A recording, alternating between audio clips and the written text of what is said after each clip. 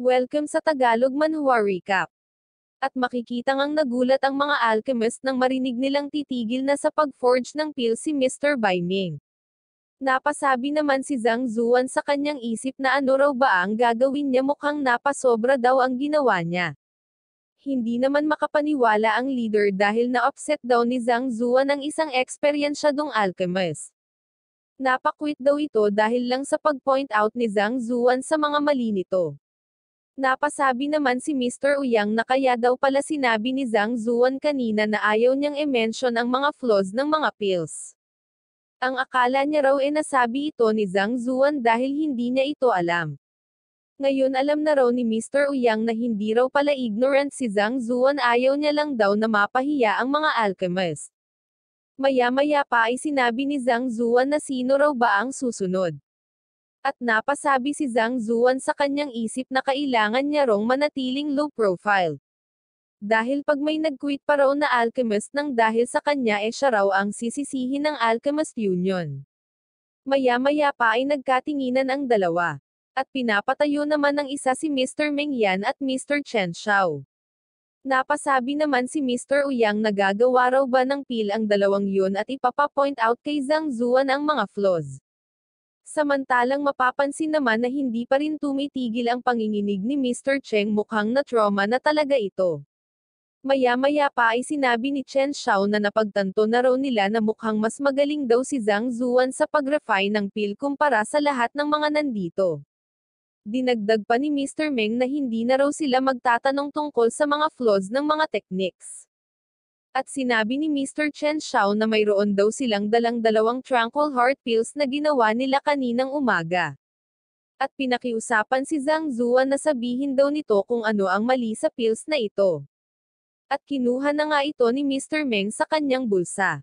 Hindi naman makapaniwala ang isa sa kanyang nakita at napasabi na ano raw ba ang ginagawa nila, sila raw ay mga official alchemist. Nainis naman ang dalawa nang marinig ito at sinabing bakit hindi raw ito ang mag-forge ng pil sa harap ni Zhang Zuan. Gusto raw ba nitong magaya kay Mr. Bai Ming? Napasabi naman si Zhang Zuan na sige raw, after all, ang debate raw ay kailangang magpatuloy. At binigay na nga ng dalawa ang mga pills kay Zhang Zuan at nakiusap na tingnan nito ang flaws ng pil. At kinuha naman ito ni Zhang Zuan. At tiningnan ang flaws. Maya-maya pa ay sinabi ni Zhang Zuan na ang dalawang pil daw na ito ay hindi tranquil heart pills. Ang isa raw rito ay nakakapagpa-aggressive ng mga tao at ang isa naman daw ay nakakamatay. Nagulat naman ang dalawa nang marinig ito at sinabing ano raw ba ang ibig sabihin ni Zhang Zuan. Sinabi naman ni Zhang Zuan na upang makagawa ng tranquil heart pill dapat ang gumagawa daw nito ay kailangang maging si Rain. Ang pag-forge daw ng pil ay hindi lamang tungkol sa techniques. Ito rin daw ay kailangan ng magandang state of mind. Na ma-maximize lang daw ang effect ng pills kapag napagsama daw ang dalawang yun. Ngunit ang dalawang pil daw na ito ay ginawa ng isang agresibong tao at ng isang taong malapit ng mamatay. Kaya papaano raw ba ito matatawag na tranquil heart pill? At kung ayaw daw nilang maniwala sa tingin daw ni Zhang Zuan mayroon dong mga beast para sa pill sample ang Alchemist Union. Subukan daw nilang ipakonsom ang mga pill na ito doon. Upang malaman daw nila kung ito raw ba talaga ay tranquil, nakakapagpa-agresibo o nakakamatay. Sinabi naman ni Mr. Chen Xiao na hindi na raw kailangan. Nagulat naman si Mr. Meng nang marinig ito. Dinagdag pa ni Mr. Chen Xiao na gusto niya lang daw makasiguro. At sinabing ang mga pill sample beast daw ay namatay matapos niyang ipakonsom ng pill na ito kailan lang.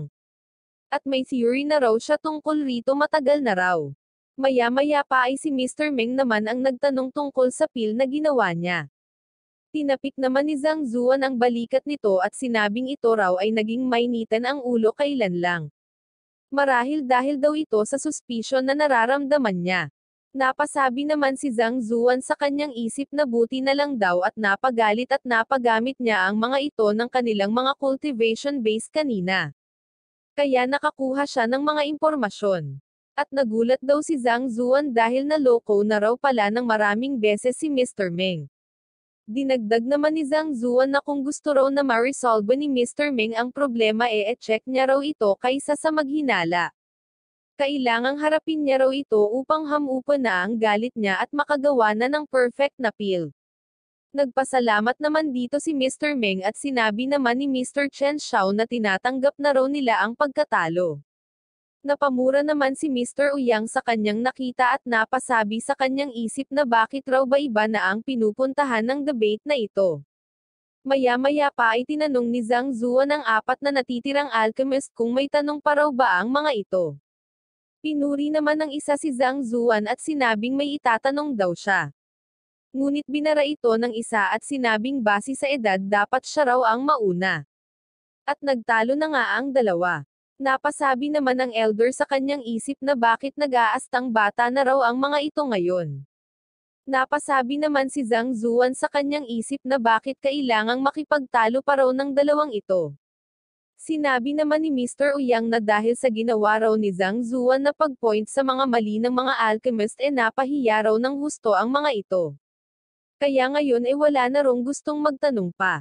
Ganun pa man hindi lang daw nasagot ni Zhang Zuan ang tanong ng mga alchemist, natulungan niya rin daw ang mga ito na malampasan ang mga masamang experiences nila. At kahit pa ang isang tanga raw ay susunggaban ang sitwasyong ito. Maya-maya pa ay hinampas ng isa pang alchemist ang mesa at sinabing tama na. Ito pala ay si Mr. Liu. Nagsalita ito at sinabi sa dalawa na sila raw ay nasa pill debate. At sinabihan ng dalawa na wag daw silang magtanong ng mga stupidong tanong na magpapahiya sa kanila. Tandaan daw nila na sila ay mga alchemist. Na siya namang nagpatahimik sa dalawa. Dinagdag pa ni Mr. Liu na kung hindi raw sila magtatanong siya na raw ang magtatanong. Napasabi naman si Zhang Zuan sa kanyang isip na si Mr. Liu raw ay mas lamang kumpara sa iba pagdating sa cultivation base at sa paggawa ng mga pills. Napasabi naman si Mr. Ouyang na si Mr. Liu raw ay kilala bilang isang malupit na alchemist. Makikita namang nag-alala ang elder at napatingin din si Mr. Cheng. Maya-maya pa ay nagkatinginan ang dalawa. Sinabi naman ni Mr. Liu na ang tanong niya raw ay tungkol din sa Tranquil Heart Pills. Nagtaka naman si Zhang Zuan nang marinig ito. Sinabi naman ni Mr. Liu na sinabi raw ni Zhang Zuan na kailangang maging si Rain upang makalikha ng perfect na Tranquil Heart Pills. Ngayon, ang tanong niya raw ilang araw na lang daw ikakasal na raw ang anak niya na babae sa isang tao na nagngangalang Zhou Zuan mula sa ibang city. Naglaan daw siya ng maraming oras upang imbestigahan ang background ng lalaki ngunit wala raw siyang nakuhang maayos na impormasyon. Maaari raw bang i-check ni Zhang Zuan kung reliable daw ba ang taong yon, dahil kung hindi kakancel niya raw ang kasal. Napatahimik naman si Zhang Zuan nang marinig ito. Dinagdag pa ni Mr. Liu na dahil kapag nakilala niya na raw ang tao na ito magiging si Rain na raw siya at makakapag-forge na ng perfect na Tranquil Heart Pill. At makikitang napatahimik rin ang iba pang mga alchemist sa sinabi ni Mr. Liu. Maya-maya pa ay napamura ang isa at sinigawan si Mr. Liu na ano raw ba ang kinalaman nito sa paggawa ng Tranquil Heart Pills. Gusto lang daw nitong makilala ang kanyang son-in-law. Sinabihan naman ng isa si Mr. Ouyang na sa tingin daw ba nito debate pa rin ang nangyayari. At pasigaw na tinanong si Mr. Liu kung may kinalaman raw ba sa debate ang anak nito. Nainis namang sumagot si Mr. Liu na syempre may kinalaman daw ito sa debate. Dahil ito raw ang dahilan kung bakit hindi siya nagiging serene at makagawa ng maayos na pill. At patuloy nga na nagtalo ang dalawa. Hindi naman makapaniwala si Zhang Zuan sa nangyayari. Makalipas ang ilang sandali ay binati ni Mr. Ouyang si Zhang Zuan. Ito raw ay nakapasa sa debate. Magmula raw ngayon ay isa na siyang one-star alchemist ng Alchemist Union. At binigyan ni Mr. Ouyang si Zhang Zuan ng badge na magpapakita ng identity ni Zhang Zuan bilang isang alchemist. Sa pamamagitan daw nito magkakaroon daw si Zhang Zuan ng mga discounts kung mayroon itong bibilhin sa Alchemist Union. Sinabi naman ni Zhang Zuan na kumpara raw sa badge na ito mas interesado raw siya sa lokasyon ng Advanced Library. Sinabi naman ni Mr. Uyang na dadalhin niya raw si Zhang Zuan doon at napasabi sa kanyang isip na marami rong mga tao na gustong ipagyabang ang badge na ito ngunit si Zhang Zuan daw ay walang pakialam sa badge na ito. At tumungo na nga sila sa library. Sinabi naman ni Mr. Uyang na sa Alchemist Union daw ng Changshuan Kingdom ay mayroon dong 100 mga official alchemist. At ang mga ito raw ay pumupunta sa library na ito upang lutasin ang mga hinaharap nilang mga problema. At kadalasan daw tahimik rito kaya kumuha lang daw si Zhang Zuan ng mga libro na gusto niyang basahin. Gawin lang daw ni Zhang Zuan kung ano ang gusto niya at tawagin niya lang daw si Mr. Uyang kapag may kailangan siya. Nagpasalamat naman si Zhang Zuan dito. Sinabi naman ni Mr. Uyang na walang anuman, si Zhang Zuan daw ay parte na ng Alchemist Union ngayon at mukhang kakailanganin daw ni Mr. Uyang ang tulong ni Zhang Zuan sa hinaharap.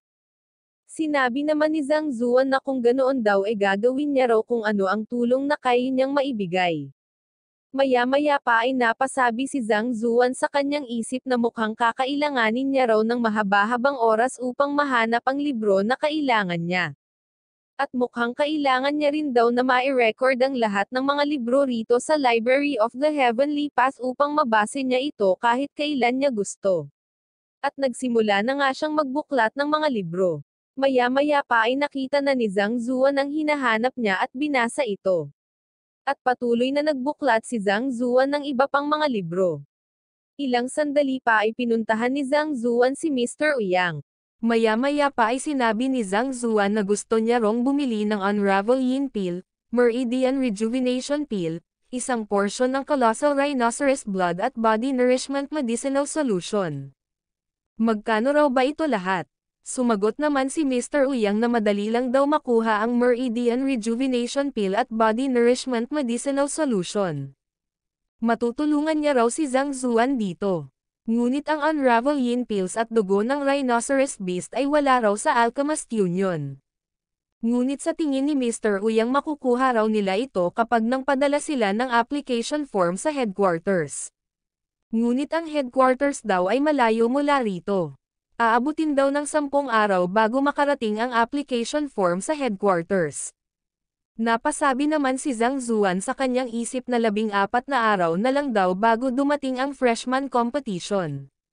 Mukhang may ipit raw siya dito. Ganun pa man okay na rin daw siguro yung 10 araw may matitira pa namang ilang araw bago magsimula ang competition. At sinabi ni Zhang Zuan kay Mr. Uyang na kukunin niya raw yun. Sumagot naman si Mr. Uyang nang sige magpapadala na raw siya ngayon ng application form. Bumili na lang daw si Zhang Zuan after 10 days. Nagtanong naman si Zhang Zuan kung magkano raw ba ang lahat ng yun. Magbabayad na raw ba siya ngayon o saka na? Sumagot naman si Mr. Uyang na ang Meridian Rejuvenation Pill at ang Body Nourishment Medicinal Fluid ay hindi naman daw ganon kamahal, nagkakahalaga lang daw ito ng 400,000 gold coins. Ngunit ang dalawa raw ay mahal. Dahil ang Unravel Yin Pill daw ay isang advanced na grade 3 pill. At ang Colossal Rhinoceros Beast naman ay isang primordial beast. Kaya mahal daw ito. Dinagdag pa ni Mr. Uyang na isa na rong alchemist si Zhang Zuan ngayon at maaari na raw itong makakuha ng discounts. Round off na lang daw ni Mr. Uyang lahat. Ito raw ay aabot ng 23 milyon. Na siya namang ikinagulat ni Zhang Zuan. Hindi niya raw inaasahan na gagastos ng malaking pera ang isang mabuting guro. Pakiramdam niya nga raw mayaman na siya kapag siya ay mayroong 1 milyon ngunit napakaliit lang daw nito sa overall na presyo. Ano raw ba ang gagawin niya? Hindi niya na lang daw ba ito itutuloy?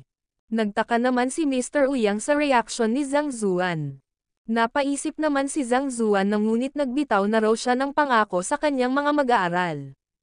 At umaasa raw ang mga ito na i-improve sila sa tulong ni Zhang Zuan. Kaya kung susuko raw siya ngayon ngunit ang pagsuko raw dahil lang sa presyo hindi niya raw katangian. Isa pa, siya raw ang guro ng mga mag-aaral na yon. Hindi raw maaari na wala siyang gawin. Kaya nagtanong si Zhang Zuan dahil isa na raw siyang alchemist ngayon maaari raw bang utangin niya muna ang mga kailangan niya. Sinabi naman ni Mr. Uyang na hindi raw iyon maaari. Wala rong mga alchemist na gumagawa ng grade 3 pills dito sa Alchemist Union. Sa headquarters lang daw siya maaaring makakuha at hindi raw maaaring madelay ang bayad doon. Kaya may iminungkahi si Mr. Uyang kay Zhang Zuan. Maaari raw siyang gumawa ng acupoint soothing pills. Dahil ang pill daw na ito ang pinakamahal sa lahat ng mga grade 1 pills, bawat isa raw nito ay aabot ng 50,000 gold coins. Kaya kapag nakagawa raw siya ng 10 pill araw-araw, sa loob daw ng 2 buwan kikita raw ito ng 20 milyon. Sa loob ng 2 buwan, sambit naman ni Zhang Zuan. At napasabi sa kanyang isip na matatapos na raw ang competition nun. At isa pa, kailangan niya raw magtrabaho sa ganoong paraan. Wala rong point na mag-exert pa siya ng effort dito. Maya-maya pa ay tinanong ni Zhang Zuan si Mr. Uyang kung mayroon pa raw bang ibang mas magandang paraan upang kumita ng pera. Napaisip naman saglit si Mr. Uyang at sinabi kay Zhang Zuan na marami rong mga profession sa mundong ito. Ngunit ang mga kumikita raw ng malaki ay ang mga appraisers at mga alchemist. Ngunit may isang profession daw na kumikita ng napakalaki. At ito raw ay ang isang noted teacher. Kumikita raw ito ng malaki sa pamamagitan lamang ng pagbibigay ng payo at gabay sa mga tao. Nagulat naman si Zhang Zuan nang marinig ito. Maya-maya pa ay sinabi ni Zhang Zuan kay Mr. Uyang na orderen daw nito ang mga sinabi niya. Magbabayad daw siya after 10 days. Si Mr. Uyang na raw ang bahala rito. Walang problema, sambit naman ni Mr. Uyang. At nagpaalam na si Zhang Zuan.